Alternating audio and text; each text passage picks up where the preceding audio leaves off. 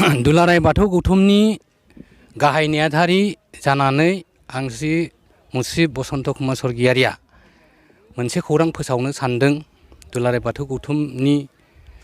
गासैबो रायजो राजानिसिम जे जोंहा थांनाय 2020 मायथाइनिनो नभेम्बर दाननि 13 खालाराव जोङो गुवाहाटीआव आसामनि रां बिफाननि मन्त्रि डक्टर हेमन्त बिश्व शर्मा आरो लोगोसे जोंनि नैबे सरभग समस्तिनि मानव गेदेर MLA बारग' बुंथिगिरि आरो लोगोसे आसाम रायजिक BJPनि आफादगिरि मुस्रि रन्जित कुमार दास बिथांमोनजों जोङो दुलाराय बाथौ गौथुमा मोनसे डेलिगेसन टीम एबा थान्दै हान्जाया सावरायदोंमोन आरो बेयाव जों सावरायदोंमोन जोंनि दुलाराय बाथौ गौथुमनि बेन्दोङाव गासै 50 गं बाथौ आश्रम स्कुल एबा फरायसालिफोर दङ बिनि थाखाय इयारलि पेकेज नागिरनानै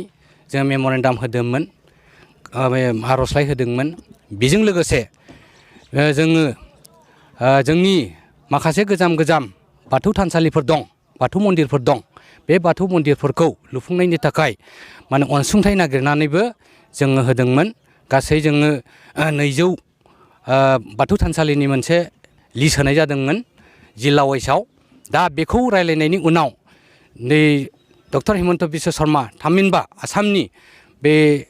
फाइनान्स मिनिस्टार बिथाङा खोथा होदोंमोन जे जागोन गासैखौबो जागोन नाथाय इलेक्शननि उनाव BTR इलेक्शननि उनाव बे हाबाफारिखौ मावफुंगोन होननानै बुंनाय जादोंमोन थिग बे लेखायैनो थांनाय बे डिसेम्बरनि 30 खालार खालि बिथांमोना स्टेट गभर्नमेन्टनिफ्राय मोनसे फोसावलाय एबा अर्डार होदों नटिफिकेशन होदों बे नटिफिकेशना जाहैबाय जे गासैबो जिल्लानि एबा BTRआव थानाय 4 जिल्लानि DC डिपुटि कमिशनार बिथांमोननिसिम मोनसे अर्डार हरदों स्टेट गभर्नमेन्टनिफ्राय आरो बे अर्डारा जाहैबाय जे जिल्लानि सिङाव थानाय मोनफ्रोमबो बे एसेम्बलि सेगमेन्ट थामहिनबा LAC बा समस्ति बे एसेम्बलिनि समस्तिनि गेजेराव जेसेबां बाथौसालि थामहिनबा 50 गोजाम बाथौसालि एबा बाथौ मन्दिर सायख'नानै होनांगौ होननानै अर्डार हरदों आरो बेखौ DCआ गासैबो बे माबानिखौ बाथौ मन्दिरखौ सायख'नायनि उनाव बेखौ BTCनि सेक्रेटारि अफिसाव दैथायगोन आरो दैथायखांनायनि उनाव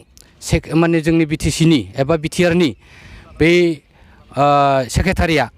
आरोबाव स्टेट गभर्नमेन्टनिसिम बेखौ माने सेंसननि थाखाय लिरहरगोन बेनिखायनो जेसेबां जोंनि गोजाम बाथौ थानसालिफोर दं एबा जोंनि दुलाराय बाथौ गौथुमनि सिङाव थानाय जिल्ला गौथुम बियाब गौथुम गामियारि बे आफाद बिथांमोना गाव गावनि ओनसोलनि बे बाथौसालिफोरखौ मोनसे लिस्ट खालामनानै मोनसे बे गायसननाय मायथाइ आरो बिदिनो फुराना बायदिसिना कागज पाति दङब्ला बेखौ लाफानानै बे बिथांमोना दुलाराय बाथौ गौथुमनोबो होनो हागोन आरो लोगोसे गावसोरबो गावनो हारसिङै बा आफाद जानानै बिथांमोना जिल्लायाव एबा बे माबा DCनो बेखौ दैथायनो हागोन अब्लानिया माने बे DCआ बेखौ सिलेक्ट खालामनानै माने जे खामानिखौ मावफुंगोन बेनिखायनो दुलाराय बाथौ गौथुमनि थाखाय देग्लाय BTR गभर्नमेन्ट जाजेननायाव जों जे गिबि बे चान्सखौ खाबुखौ मोनदों बिनि थाखाय गुबै बुंनो थाङोब्ला जोंहा बे जोंनि BTRनि चिफ मानव गेदेर प्रमद बर' बिथाङाबो बे मिटिङाव दङमोन आरो बिनिफ्राय फाइनान्स मिनिस्टार बे डक्टर हेमन्त बिश्व शर्मा आरो लोगोसे डिपार्टमेन्टेल जिथु मन्त्रि आरो अफिसारफोर दङमोन बे बिनि गेजेरजों बे नटिफिकेशना जादों आरो बिनि थाखाय आङो दुलाराय बाथौ गौथुमनि जानानै जोंनि BTRनि चिफ मानव गेदेर प्रमद बर'खौ थोजासे साबायखर आरो गोजोन हामलायनाय बावबाय आरो बिथाङा जाहाथे बेबादि खामानिफोरखौ मोजाङै मावलांनो खाबु मोनो आरो आफा बोराइ बाथौआ बोर सारस्रि हरो बेखिनिखौनो आङो दिनै दुलाराय बाथौ गौथुमनि जानानै फोसावनाय जाबाय गोजोन्थों।